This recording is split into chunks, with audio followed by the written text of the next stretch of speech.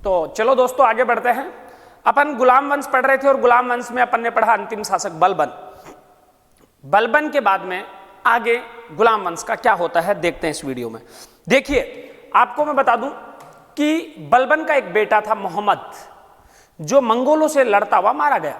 इस बात को लेकर के बलबन बहुत दुखी हुआ करता था, बहुत व्यथित रहा करता था और अपने जीवन के अंतिम समय में वह छुप छुप के या दिन रात रोया करता था अपने बेटे की याद में।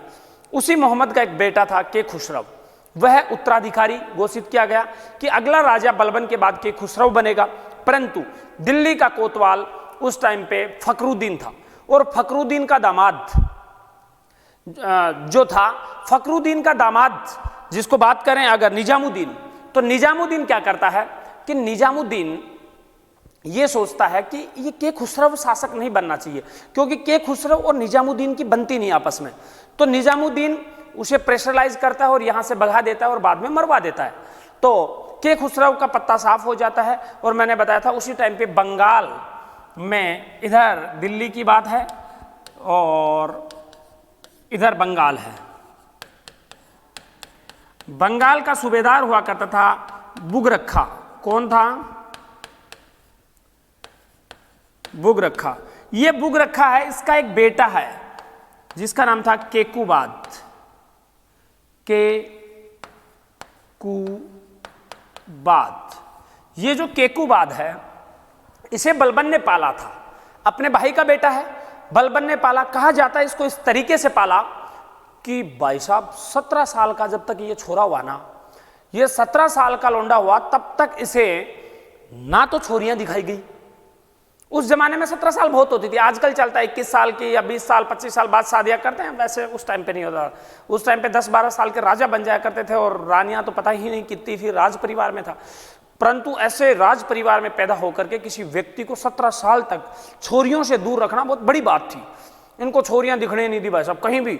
इसको बहुत पढ़ाया लिखाया गया, इसके लिए मास्टर रूम में भेज दिया करते थे, मोबाइल होता नहीं था, कुछ देख वाक भी ले तो देखे क्या देखे भाई। आजकल तो छोरे को अगर बंद रूम में कर दोगे तो बंद रूम में ज्यादा बिगड़ेगा, क्योंकि उसके पास मोबाइल है, इंटरनेट है, वहां से चैट करेगा, वीडियो कॉल करेगा, ये सब ढूंढ लेगा उसको जो चाहिए। पर उस जमाने में ऐसा नहीं था, उस जमाने में ऐसा नहीं था। तो इसे पाबंद कर दिया गया, इसे कुछ भी दिखाया नहीं गया और उसका इंटरेस्ट भी फिर रहा नहीं। एजुकेशन और बहुत अच्छी एजुकेशन थी, बहुत स्मार्ट छोरा था। दारू भी नहीं पी इसने 17 साल का जब तक हुआ। पहले राजा महाराजाओं का एक ये ट्रेंड था कि दारू चलती थी, सब कोई दिक्कत नहीं थी, सब दारू पी रहे थे, राजा महाराजा सब पीते थे। और राज परिवार के लोग तो आज भाई जिसको सुविधा मिल जाती है वो बिगड़ जाता है जल्दी से है। आप जैसे स्टूडेंट मेहनत करने वाले वो नहीं पीते, इन चीज़ों से दूर रहते हैं, क्योंकि उन्हें अपनी परिवार की समझ है, उन्हें अब पता है कि मुझे स्ट्रगल करके ऊपर तक जाना है। जिसको सब फोकट में मिल रहा है, अपने बाप की कमाई हुई चीज़ें, तो वो बिगड़ ही जाता है। इसे पर केकुबाद को बलबन ने 17 साल की उम्र तक छोरियों से दूर रखा और दारू से भी दूर रखा और इसे बना दिया गया दिल्ली का शासक। दिल्ली का शासक कौन बन गया? केकुबाद। बलबन के बाद कौन बना? केकुबाद बना। केकुबाद जो ही शासक बना तो केकुबाद का दोस्त बन गया दिल्ली आते ही केकुबाद। उसी समय दिल्ली का निजाम अगर बात करें तो दिल्ली का कोतवाल जो उसके दामाद फखरुद्दीन के, तो निजामुद्दीन इसके मित्र हो गए। ये निजामुद्दीन नाम का एक व्यक्ति था दिल्ली में, ये इसका केकुबाद का करीबी बन गया, दोस्त बना, हम उम्र के थे लगभग। तो इसने देखा कि यार इसने आज तक कभी छोरियां नहीं देखी और ये शुरू हुआ भाई साहब मैसेज पे मैसेज, डेली नई नई फोटोएं दिखाए इसको, बोल कौन सी पसंद है तेरे को, तू जो बोले, तू राजा है, तेरे लिए सब अवेलेबल है, तू तो बोल, बस इशारा कर, तेरे लिए तू बोलेगा सब ला के दे देंगे। ये लग जाता है निजामुद्दीन केकुबाद को बोलने के लिए और बोला दारू पेग लगा के देख, पेग। बोला यार मैंने कभी पी नहीं। अरे बोला तेरे को क्या पता क्या मजा, चख के देख, थोड़ा थोड़ा थोड़े थोड़े पेग बना के देने लगा, चखना वगना सब देने लगा, नमकीन खा थोड़े साथ में पिलाता गया। अब इसको भाई साहब लत लग गई। अब जिसको पीना है, फायदा उठाना है, तो वो लत लगाता है दूसरे को। निजामुद्दीन ने केकुबाद को दारू पीने की लत लगा दी और अय्यासी की लत लगा दी। डेली नई नई छोरियां लाके दे और सप्लाई का काम, ब्रोकर बन गए, दलाल बन के और डेली काम कर रहे इधर। केकुबाद को अय्यास बना दिया गया, एकदम पूर्ण रूप से केकुबाद अय्यास बन गया। केकुबाद जब अय्यास बन गया, इस बात से बड़ा दुखी हुआ इसका पिता। बुगरखा को थोड़े दिन बाद पता चला, आप पढ़ने आओ और जयपुर आके बिगड़ जाओ और ऐसे काम करने लग जाओ, तो बाप को पता चला तो बाप एक्शन लेगा कि नहीं लेगा? फोन करेगा, बेटा घर आ जा। बाप इसको बुलाने की कोशिश करता मिलने के लिए, बेटा जाता नहीं है। जब आपको बाप घर बुलाए और आप ना जाए तो बाप क्या करेगा? एक तो लेगा बड़ा सा, भाई साहब लठ है ऐसा, जैसा मैं क्लास में रखता हूं ना ऐसा, एक तो लेगा लठ और चल देगा आप लोगों के शहर में ही। बापू आ गया। जब बापू बुगरखा आगे की तरफ बढ़ा तो केकुबाद को पता चला, लेटर भेजता था पहले बाप, और लेटर बीच में ये निजामुद्दीन सेट कर देता था, देता ही नहीं था केकुबाद को लेटर। जब ये चला तो केकुबाद को निजामुद्दीन कहा कि नहीं, तेरे बाप के पास नहीं जाना। बहुत कोशिश की, परंतु फिर ये बाप के पास जाता है तो सेना लेके जाता है। क्या लेके जाता है? सेना। इधर से बुगरखा भी सेना लेके आ जाता है, दोनों यूपी में आमने सामने हो जाते हैं। परंतु इसका बाप योग्य, बाप तो बाप है भैया, बाप को क्या सिखाओगे? बाप को पता है अपना बेटा क्या कर सकता है। बाप इससे लड़ाई नहीं करता, दूसरे अमीरों की सहायता से इसे बात करने की कोशिश करता है, पर बेटा बात नहीं कर रहा बाप से। बाप को पूरा विश्वास है, बस एक बार बात कर ले फिर इसको सेट कर दूंगा, इसका पूरा काम तमाम कर दूंगा। यह नहीं करता। लास्ट में कुछ सरदारों की सहायता से बाप और बेटे का मिल जाते हैं और 2 दिन तक एक साथ रहते हैं। बाप इसे सब सिखा देता है और ये बाप की शिक्षा जो ही जब आमने सामने होते थे, बुगरखा केकुबाद के आगे सजदा करता है। पाइबोस सजदा, पाइबोस जो प्रथाएं बलबन ने शुरू की थी उसका अनुसरण करता है और अपने बेटे के पैरों में गिर जाता है, उसके पैर चूमता है। इस बात से दुखी होता है केकुबाद कि यार मेरा पिता मेरे पैरों में क्यों गिरे, इतने मेरे पिता के बुरे दिन आ गए क्या? इस बात से वो अपने पिता को गले लगा लेता है और पिता की बात मान लेता है। पिता कहता है बेटा देख, तेरे को अच्छे से पाला, ये छोरियों वोरियों के चक्कर में छोड़ दे, तेरे शादी वादी करवा देंगे, तू यार राजा है, तू थोड़ी बहुत मर्यादाओं का ध्यान रख, ऐसे थोड़ी होगा। अब तो तुम नौकरी भी लग गया, तेरे को पढ़ने भेजा तब तक तो तूने कुछ किया नहीं, अब लग गया, अब तेरे शादी वादी कर देंगे, टेंशन मत ले। बोला ठीक है, नहीं करूंगा आज से। बोला दारू भी नहीं पिएगा? बोला नहीं पीऊंगा। बोला और ये दोनों तो करने ही नहीं है तेरे को, इसके साथ साथ में ये जो निजामुद्दीन तू साथ लाया ना, इसको भी साथ नहीं रखना, इसको भगा देना यहां से। ये बात इसके समझ आ गई। ये दिल्ली आया। दिल्ली आते इसने आदेश पारित किया कि निजामुद्दीन जाएगा लाहौर। पेशावर और लाहौर का जो क्षेत्र था, इसे निजामुद्दीन को भेजने की आज्ञा दी, परंतु निजामुद्दीन ने राजा की आज्ञा नहीं मानी। निजामुद्दीन को पता है कि ये आदमी मेरे को बिगाड़ता है। कई बार कोई आदमी की कमजोरियां हो जाती है, आप लोगों की भी कोई कमजोरी रही होगी या कोई ऐसा होगा कि जो कमजोरी आपकी, क्योंकि आप पहले ऐसा कुछ उसके साथ कर लेते हैं। हाँ, जब ये इसको लड़कियां लाके सप्लाई कर रहा है, यास बना रहा है, तो ये इसके साथ रहा, अगर नहीं रहता तो ये इसकी कमजोरी नहीं होती। ऐसा ही आपके जीवन में भी कई बार हो जाता है, होता है कि नहीं होता? तो ऐसे लोगों से बच के रहना है, एक दायरा होना चाहिए। एक ऐसे कुछ लोग आपको कमजोरियों को पकड़ के और उस पर हावी होने की कोशिश करते हैं, अगर आप अच्छी जगह पे बैठे हैं तो ये कौन कर रहा था उस टाइम पे? निजामुद्दीन। निजामुद्दीन के अब बाहर भेज रहा है, ये राजा की बात नहीं मान रहा, ज्यादा बोलेगा तो बोला तेरे वीडियो पड़े मेरे पास, दिखा दूंगा।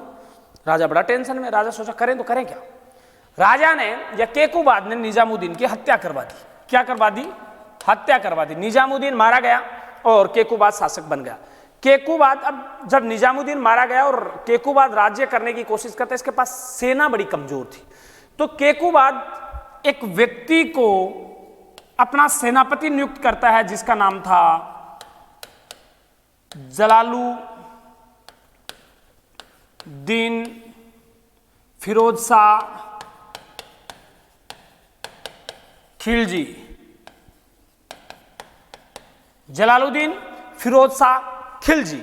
जलालुद्दीन को यह अपना सेनापति नियुक्त करता है और एक उपाधि देता है। जलालुद्दीन को एक उपाधि मिली गई है आइस्ता खां।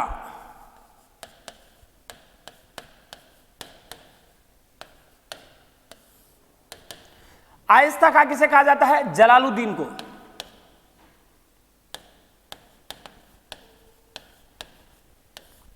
जलालुद्दीन को आइस्ता खां कहा जाता है। और जलालुद्दीन क्या करता है? जलालुद्दीन इसका सेनापति बन जाता है। किसका सेनापति है जलालुद्दीन? केकुबाद का। देखिए कैसे गेम पलटता है अब केकुबाद। ये सब आपको बताने का रीजन ये था कि आपको रटने की जरूरत ना पड़े। केकुबाद का सेनापति है जलालुद्दीन। केकुबाद ने निजामुद्दीन को तो मरवा दिया, परंतु लत 5-7 दिन तो रहा, 1 वीक लगभग बिना दारू पिए और बिना छोरियों के। फिर वो छोरियों के मिस कॉल आए, मैसेज आए, देखे तो मन तो करे कि इसको व्हाट्सएप को साइड रख के पढ़ ले, पर पढ़ने का दिल नहीं करता। जो 1 घंटी बजे तो दिमाग उधर जाता है, उधर इसका भी दिमाग। 7 दिन तो कंट्रोल किया, जैसे टाइम टेबल आप फॉलो कर पाते हो 7 दिन पढ़ने का, 7 दिन फॉलो किया, 8वें दिन टूट गया। बोला छोरियों बुला लिया, बोला आ जाओ मिलते हैं, और दारू पीना शुरू, दारू फिर मंगा ली, फिर उसी लत में लग गया। और इस बात का जो दरबार के सरदार और सेनापति है वो इसका फायदा उठाएंगे। सीधी सी बात है, जब राजा कमजोर तो दुनिया उसका फायदा उठाती है। यही क्या हुआ कि जब जलालुद्दीन को खिलजी को बनाया गया यहां का सेनापति, तो खिलजी को गैर तुर्क समझते थे। ये नए तुर्क है, दूसरे टाइप के तुर्क हैं, कि भाई ये हमारे योग्य नहीं है, आपने दूसरे समाज के लोगों को कैसे सेनापति बना दिया। इस बात का विरोध होता है, और विरोध करने वाले व्यक्ति कच्छन और मलिक शूरा हैं, 2 व्यक्ति, मलिक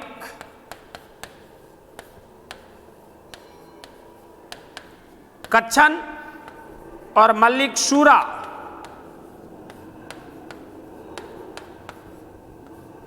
ये दोनों व्यक्ति इसका विरोध करते हैं और ये जलालुद्दीन को मारने के लिए जाते हैं।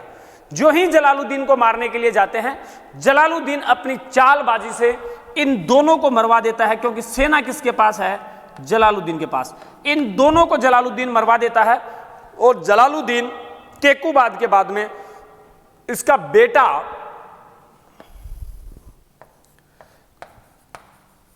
क्यूमर्स को वहां का शासक बना देता है।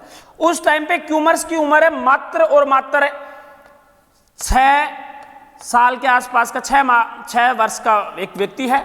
उसे ये क्या बना देता है? राजा बना देता है। अब ऐसा छोटा सा व्यक्ति यार, जिसको क्या पता होगा इस उम्र में, आप सोचिए 6 वर्ष के व्यक्ति के पास क्या दिमाग रहा होगा या क्या सोच पा रहा होगा। इसे शासक बना देता है क्यूमर्स को। इसका नाम दिया जाता है, गद्दी पे बिठाते समय इसका नाम बदल दिया जाता है और शमसुद्दीन के नाम से,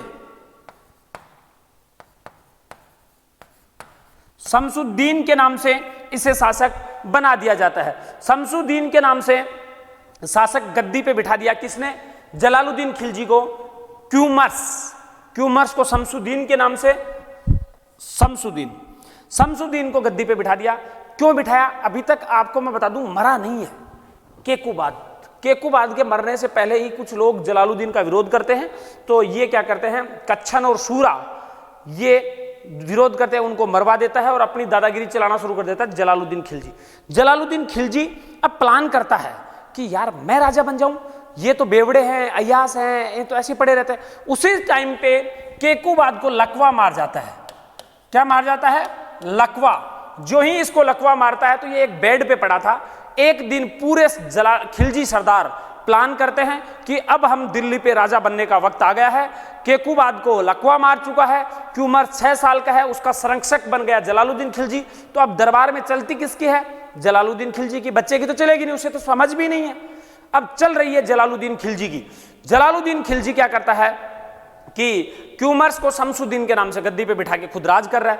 एक दिन अपने भाइयों और भतीजों के साथ में, भतीजों की बात करें तो अलाउद्दीन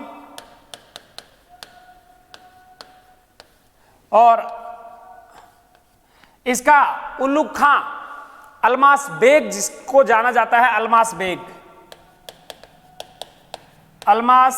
बेग, इन सभी शासकों के साथ मिलकर के और अपने कुछ और परिवार के लोगों के साथ मिलकर के ये दिल्ली के किले पे कब्जा करने का प्लान कर लेता है और राजा बनने का प्लान करता है।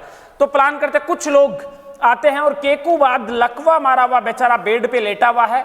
जिस बेड पे लेटा हुआ है उस पे जो बेडशीट बिछी हुई थी, जो चादर बिछी हुई थी, उसी चादर में केकुबाद को लपेटा गया और लपेट के जिंदे को यमुना नदी के अंदर फेंक के आ गए। बोला ले कर अय्यासियां तू तो अय्यासियां करने का, दारू पीने के नतीजे ऐसे ही होते हैं हमेशा।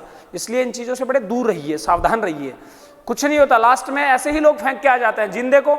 अब सोचिए, एक राजा और जिसको लोग चादर में लपेट के जिंदे को यमुना नदी में फेंक आए, वो व्यक्ति था केकुबाद।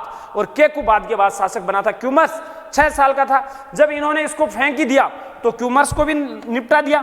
क्यूमर्स की हत्या कर दी गई और दिल्ली की गद्दी पे 1290 ईस्वी में शासक बन गया जलालुद्दीन खिलजी। अब शुरू होगा खिलजी वंश। गुलाम वंश का यही अंत हो जाता है और शुरू होता है खिलजी वंश। खिलजी वंश को खलजी वंश भी कहा जाता है। सही उच्चारण खलजी ही है। क्यों है? खलजी वंश पढ़ते हैं नेक्स्ट क्लास में। तो ये हुआ हमारा गुलाम वंश समाप्त। और जो जो बच्चे गुलाम वंश पढ़ चुके हैं उन्हें जाकर के एप्लीकेशन पे टेस्ट में जाओगे तो मध्यकालीन हिस्ट्री है या मध्यकालीन भारत का इतिहास है, उसमें आपको गुलाम वंश के टेस्ट मिल जाएंगे। वहां जाके आप टेस्ट दे करके प्रैक्टिस कर लें। कैसे क्वेश्चन एग्जाम में पूछे गए हैं पीछे के सालों में, क्या वो क्वेश्चन आपको आते हैं, नहीं आते हैं, ये सब चीजें आपको वहां क्लियर हो जाएंगी। तो दोस्तों ये गुलाम वंश आज अपना समाप्त हुआ। अब पढ़ेंगे अपन नेक्स्ट खिलजी वंश। तो चलो देखेंगे अगली क्लास में खिलजी वंश।